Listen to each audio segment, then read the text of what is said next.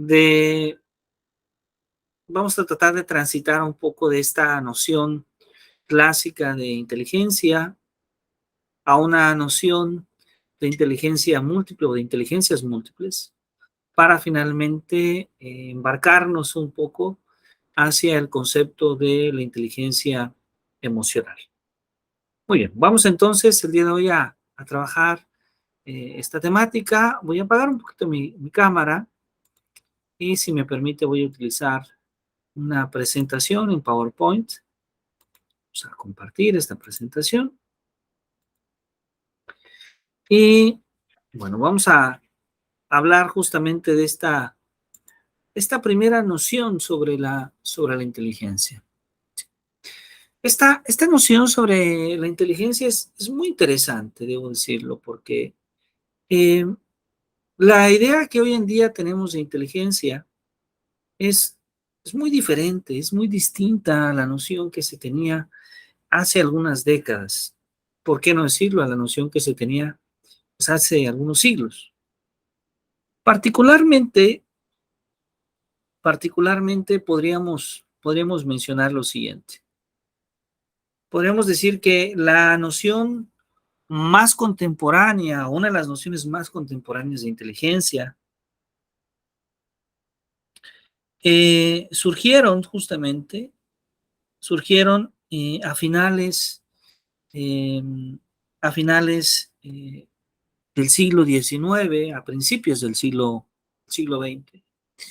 Y se van a deber a los trabajos de Edward Thorndike. Edward Thorndike, un psicólogo de origen finlandés, pero de nacionalidad estadounidense, que muy probablemente hizo la primera teoría del aprendizaje contemporánea, la primera teoría del aprendizaje de finales del siglo XIX, o, por qué no decirlo, la primera teoría del aprendizaje que consideramos ya como una teoría moderna. Edward Thorndike estudia ahí el concepto de inteligencia, y él ve a la inteligencia ligada naturalmente al proceso de aprendizaje. Thorndike, que podríamos considerar como un psicólogo que plantea el origen de la psicología educativa, pero no solo eso, que también plantea una de las primeras ideas sobre el aprendizaje que años posteriores llamaríamos el aprendizaje por conducción o las teorías conductistas del aprendizaje. Thorndike es un personaje con mucha influencia en la educación, debido a que, al menos en los primeros 50 años del siglo pasado, planteó las bases de la educación, las bases sobre la enseñanza, las bases sobre el aprendizaje en el modelo educativo de los Estados Unidos. Pero la parte que ahora nos interesa esencialmente del trabajo de Thorndike es que él define la inteligencia como una transferencia de conexiones. Para Thorndike, el aprendizaje se da por conexiones. Y estas conexiones están ligadas a los actos, a las actividades que emprenden las personas y a las motivaciones que generan esos actos, a las motivaciones de donde esos actos se construyen. Es entonces que podemos decir que el aprendizaje está situado en este punto intermedio que él llama conexión y que se da en en este, en esta aplicación, en esta construcción del acto de la persona, pero que es fomentado, que es influido, que es motivado.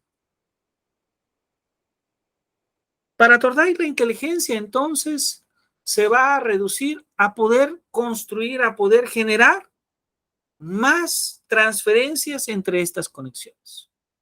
Y de hecho, a lo largo de la vida, a lo largo de las experiencias que viven las personas, es que van justamente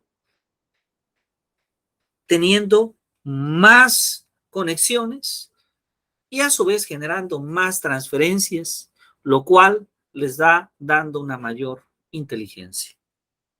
Entonces, esta manera de reducir la inteligencia a cierto tipo de transferencias, de conexiones, es posiblemente una de las primeras maneras que tenemos en el siglo pasado de entender la inteligencia. Hoy en día es una propuesta que naturalmente puede ser ampliamente criticada, pero parte de la contribución es en tener una primera perspectiva de lo que la inteligencia es. Esta idea de inteligencia ayudó para explicar una serie de fenómenos sobre el aprendizaje. Pero también, ¿por qué no decirlo?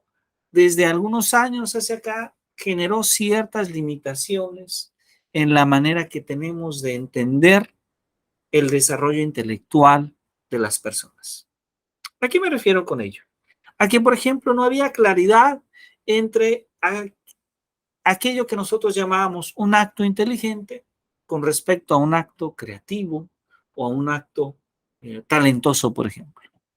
Podríamos decir, si nosotros mismos hacemos una reflexión desde nuestra formación en la educación preescolar, en la educación primaria, secundaria o preparatoria, que había cierto énfasis en asociar la idea de inteligencia a las habilidades intelectuales o a cierto tipo de habilidades cognitivas. Pero por otro lado, se despreciaba otro tipo de habilidades. Es así que un niño podría ser inteligente si es bueno, si tiene buenos resultados en matemáticas, pero podría ser talentoso si le gusta el fútbol. Podría ser inteligente si lograba recordar las capitales de todos los países, de todas las entidades federativas, las partes del cuerpo, los países que forman un determinado continente, pero por ejemplo era talentoso si simplemente podría hacer un buen baile en un bailable. Entonces, esta diferenciación fue generando controversia porque entonces no había claridad de lo que nosotros llamábamos inteligencia. Inclusive, podríamos extenderlo más aún a cuestiones no solamente de carácter educativo, sino también a cuestiones de carácter profesional. En un campo de la psicología, la psicometría, se empezaron a establecer estándares de medida de la inteligencia. Estos estándares trataban de medir la inteligencia. Eh, Apareció en las revistas como muy interesante o saber más el famoso IQ, que la gente traducía como una medida de la inteligencia, pero que en realidad no necesariamente medía la inteligencia. Sin embargo, para aspectos profesionales, la gente creía que estaba midiendo la inteligencia y que entonces era un elemento suficiente para poder discriminar en cierta medida qué ciudadano, qué ciudadana podría realizar una determinada actividad profesional o no.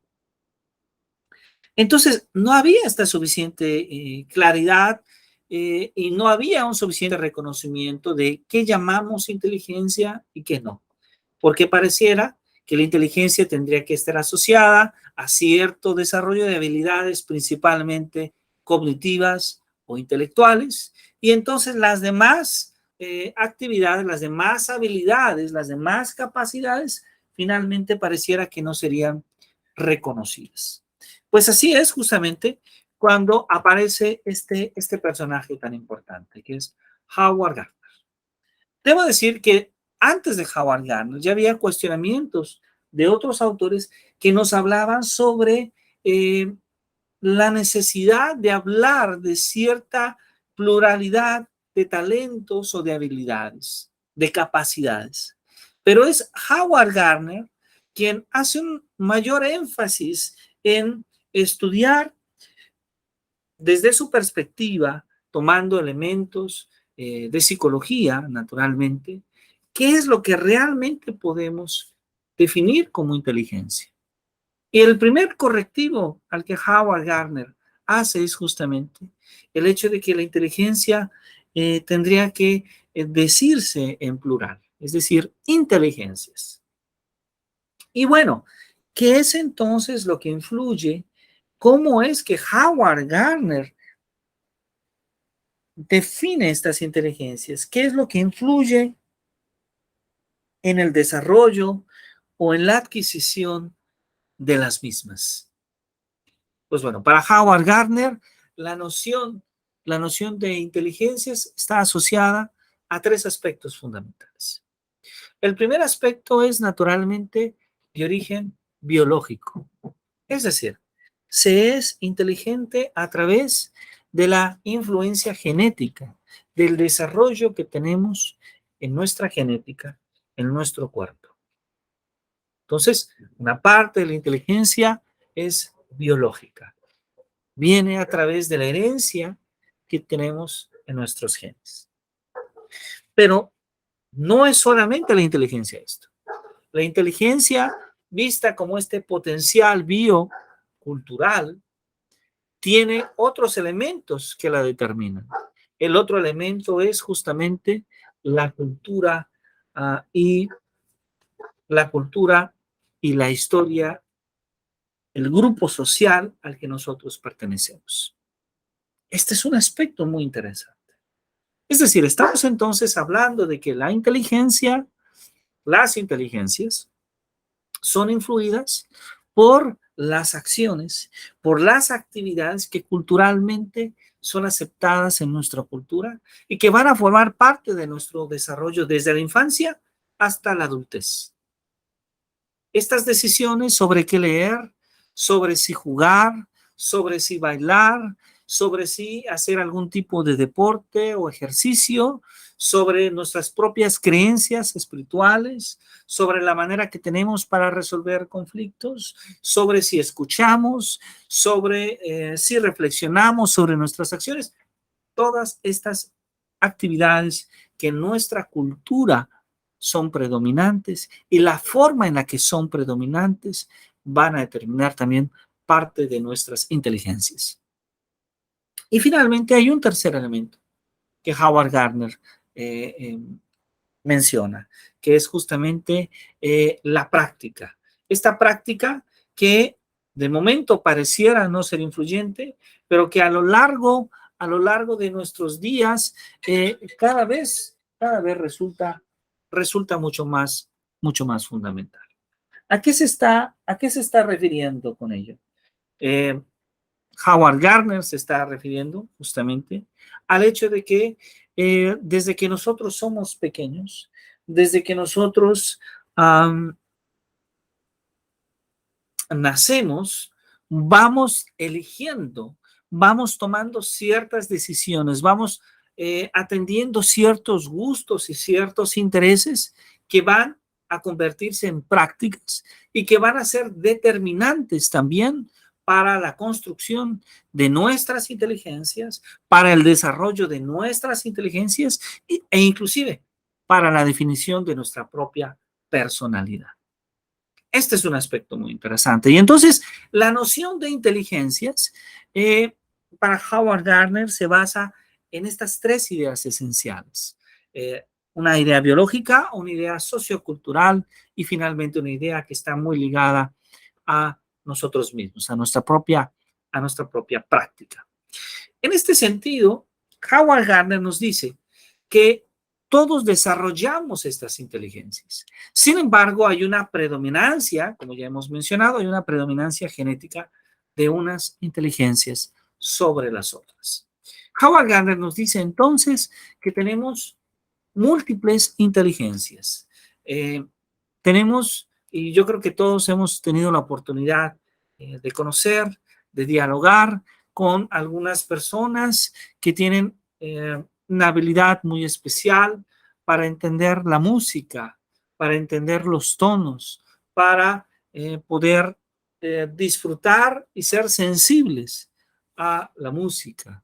Pero también conocemos a personas que desarrollan habilidades sobre el movimiento, sobre la manifestación propia corporal, personas que desarrollan esta inteligencia kinestésica.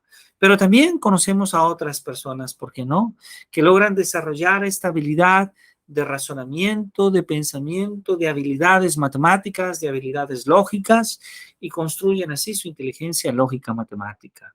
Pero también otras personas que tienen una sensibilidad muy especial por el cuidado del medio ambiente, que pareciera que entienden de mejor manera a la naturaleza. Y ahí está la inteligencia naturalística. ¿Por qué no mencionar a las personas que también logran comprender de mejor forma el lenguaje, sus reglas, sus expresiones, y que van desarrollando esta inteligencia verbal lingüística? O quienes logran entender de maneras muy especiales la noción de espacio, la noción visual, quienes logran con una gran facilidad recordar eh, dónde está cada parte en una casa. Hemos conocido seguramente a personas que logran viajar a una ciudad única vez, por una única vez, e increíblemente logran recordar cada detalle de la ciudad, ¿no? Y que logran desarrollar entonces esta inteligencia visual espacial. Y finalmente, hay dos inteligencias que particularmente en este diplomado nos serán de interés.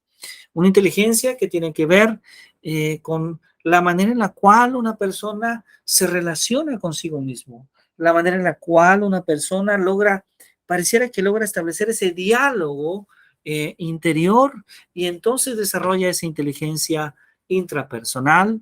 Y también otras personas que tienen esa capacidad para poder comunicarse, para saber escuchar a las demás personas, y que van generando esta inteligencia interpersonal.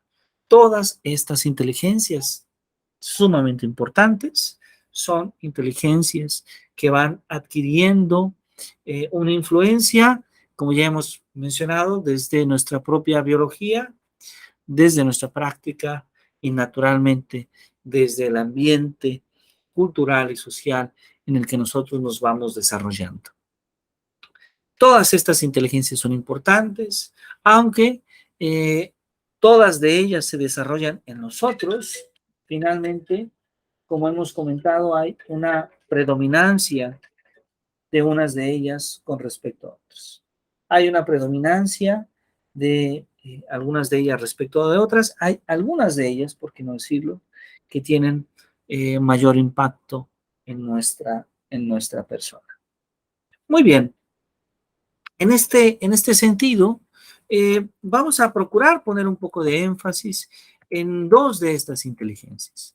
Y con ello me voy a referir a la inteligencia interpersonal, pero también a la inteligencia eh, intrapersonal.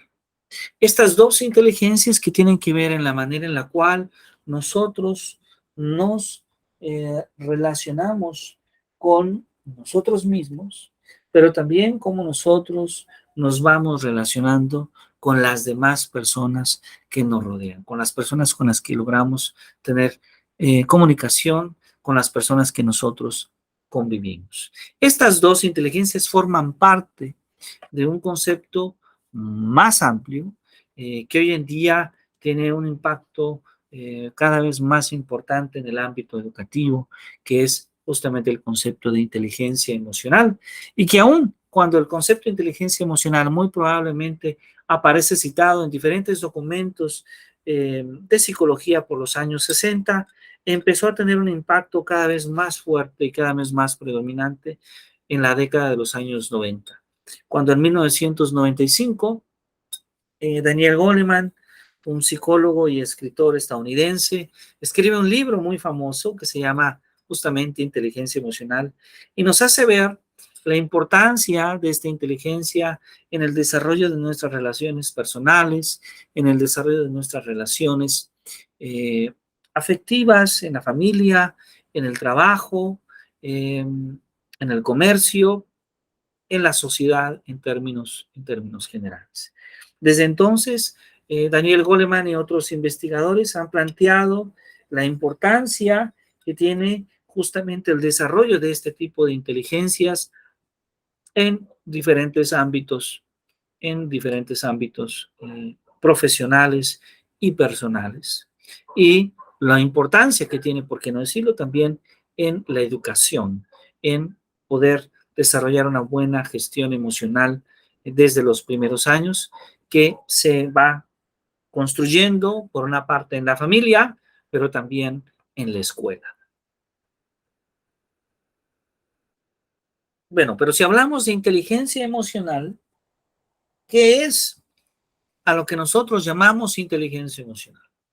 Pues esa es esa capacidad humana para poder sentir, para poder entender, para poder controlar, para poder modificar los estados emocionales que tenemos nosotros como persona, pero también los de las demás personas, las de las demás personas.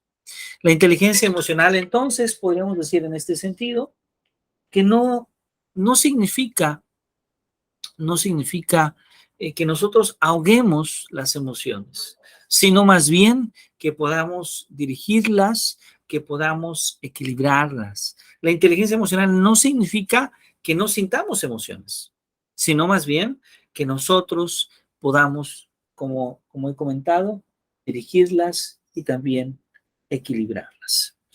Eh, la inteligencia emocional, entonces, va a estar compuesta por dos componentes. ¿Sí? Esta inteligencia intrapersonal, que ya habíamos mencionado, pero también la inteligencia interpersonal. Estas inteligencias, la primera, que atiende esa relación que tenemos con nosotros mismos, esta manera en la cual nosotros nos relacionamos con nosotros mismos, pero también la relación en la cual nosotros nos relacionamos con las demás personas.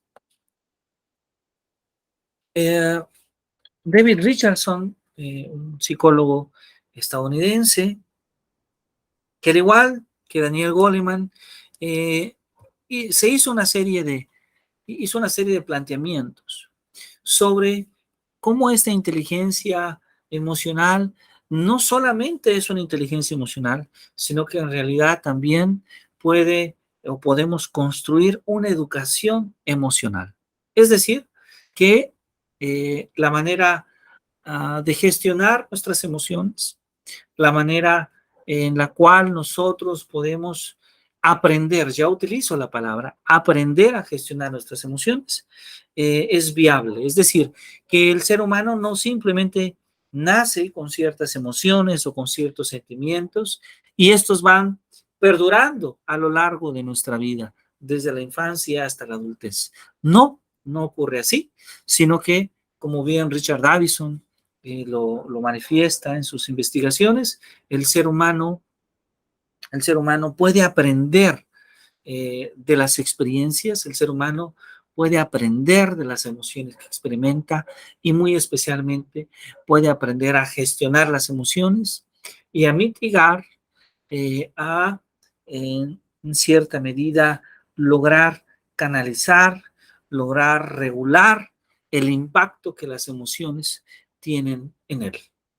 Esto es un aspecto muy importante porque entonces no solamente hablamos de una inteligencia que ya forma parte de nosotros desde un punto de vista genético, social, cultural o desde nuestra práctica, sino que podemos modificar la práctica que tenemos cuando nosotros nos enfrentamos o tenemos determinadas emociones y sentimientos. Rafael Vizquerra, uno de los psicólogos y especialistas de educación emocional más conocidos en español, Rafael Vizquerra, justamente, ha planteado algunas bases para ir entendiendo cómo es que se va gestando este desarrollo emocional del cual hemos comentado, y que ya desde 1954 Jean Piaget, en su famoso libro Inteligencia y Afectividad, planteaba cómo es que se da esta relación tan especial entre la afectividad y la cognición. Y cómo el concepto que nosotros desarrollamos de aprendizaje desde un punto de vista cognitivo solamente es posible si tiene también un punto de vista o una perspectiva afectiva. Es decir, que las emociones influyen en la manera, en la forma en la cual nosotros aprendemos, pero también nuestros aprendizajes cognitivos influyen en la manera en la cual nosotros percibimos y actuamos con respecto a las emociones. La inteligencia emocional, entonces, la podemos entender como esa capacidad para poder identificar nuestras propias emociones, también las emociones de los demás, y la podemos utilizar para poder facilitar el pensamiento, para poder comprender la complejidad de las emociones, para poder regularlas también de una forma mucho más apropiada. Ahora, cuando nosotros practicamos nuestra inteligencia emocional, pues entonces nosotros vamos desarrollando algo que llamamos las competencias emocionales. Y esas competencias emocionales las podemos entender justamente como, como esa capacidad, como esa capacidad justamente eh, para poder gestionar, para poder gestionar de una manera adecuada, de una manera regulada, el conjunto de conocimientos, de capacidades, de habilidades y de actitudes que son necesarias para tomar conciencia, para poder comprender, para poder expresar y también para poder regular de manera apropiada cualquier fenómeno emocional o afectivo. Rafael Vizquerra nos dice entonces que las competencias emocionales nos permiten identificar una conciencia emocional, una regulación emocional, una autonomía emocional y, por qué no también, la sociabilidad y las habilidades de vida para el bienestar. Observemos en esta definición cómo estas competencias emocionales nos hablan, por una parte, de una conciencia emocional, de una regulación emocional, de una autonomía que es muy necesaria y que es sumamente importante en el desarrollo justamente de nuestra persona, de habilidades de vida para poder vivir en bienestar. De tal manera que también, no lo he comentado en este espacio, pero podemos relacionar directamente las emociones que vivimos, la manera en la cual nosotros experimentamos las emociones con nuestra condición de bienestar, tanto físico como también mental. Muy bien.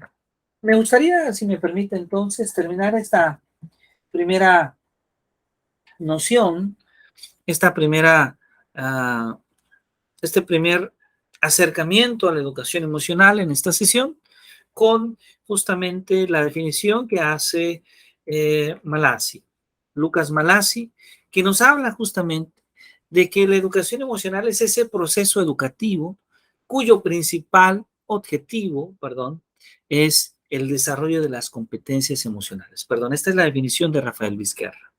Y Malassi la define como el proceso de enseñanza de las habilidades emocionales, ¿mediante qué? Mediante el acompañamiento y el perfeccionamiento de las mismas.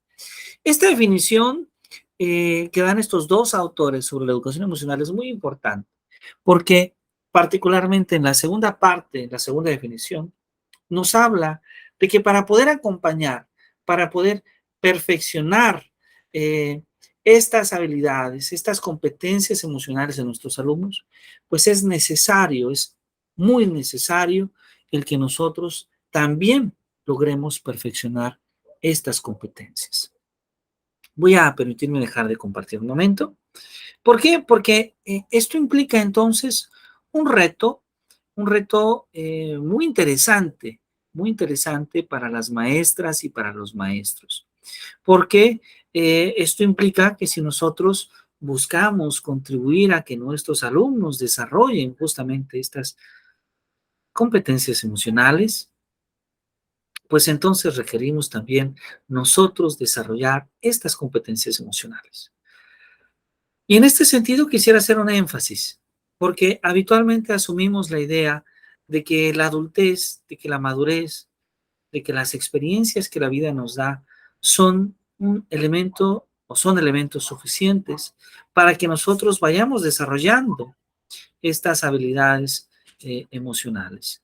Y la respuesta es que sí es un elemento que influye naturalmente debido a las experiencias que vivimos, pero no es un elemento definitorio. Es decir, que no por el simple hecho de ser adultos, no por el simple hecho de transcurrir a lo largo de los años, significa realmente que nosotros estemos adquiriendo una educación emocional. Entonces, esta educación emocional, las maestras y los maestros también tenemos que buscar desarrollarla. Hay un aspecto muy interesante, y es que esta educación emocional que vamos a atender prácticamente en la siguiente sesión, no solamente consiste en aprender una serie de conceptos, sino que realmente se desarrolla cuando nosotros la experimentamos, cuando nosotros la vivimos. Y esa justamente será la meta que vamos a proponernos en nuestra siguiente sesión de clase.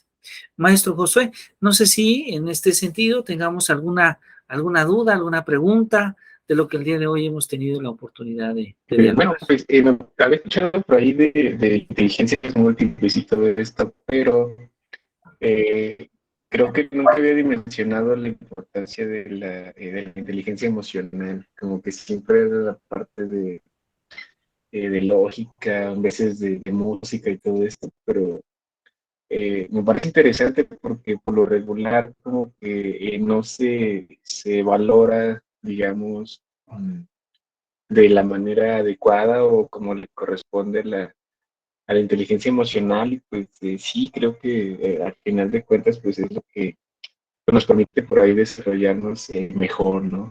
Entonces estoy muy interesado, tengo por ahí expectativas altas de este tema. Por esa parte no, nunca lo había visto tan relevante. Entonces pues Muy no bien, pues tengo claro que sí. observaciones. Muchas gracias, maestro Josué. Pues creo que entonces dejamos en un muy buen punto, como dicen en las series, ¿verdad? En algo interesante, para que nuestro próximo viernes podamos discutirlo con mucho más detalle. Y yo le agradezco que nos haya acompañado en Ok, esta sesión. Muchísimas gracias y que tenga una muy buena noche igualmente, que y tengan buen naturalmente un fin de buen semana. descanso. Nos vemos, hasta luego. Igualmente, hasta luego. Muy, muy buena noche. Muchas gracias. Hasta luego, bye, bye.